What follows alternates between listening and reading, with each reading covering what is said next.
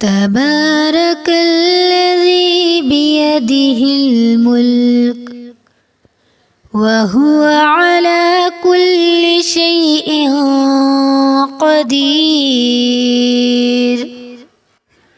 الذي خلق الموت والحياة ليبلوكم أيكم أحسن عملا وهو العزيز الغفور الذي خلق 7 سماوات طباقا ما ترى في خلق الرحمن من تفاوت فارجع البصر هل ترى من فطور ثم ارجع البصر كرتين ينقلب إليك البصر خاسئا وهو حسير ولقد زينا السماء الدنيا بمصابيح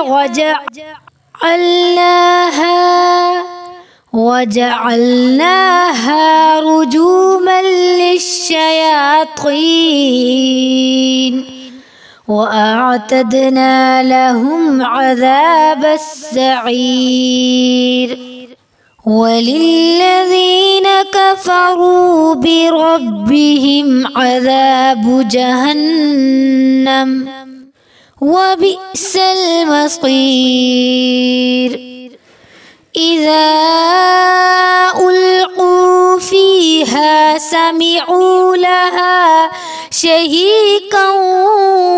وهي تفور تكاد تميز من الغيظ كلما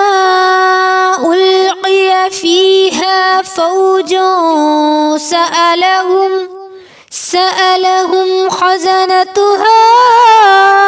ألم يأتكم نذير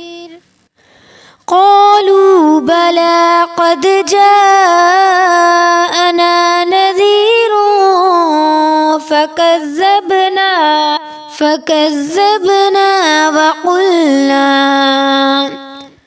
وقلنا ما نزل الله من شيء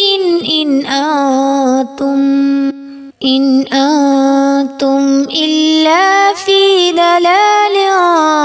كبير وقالوا لو كنا نسمع أو نعقل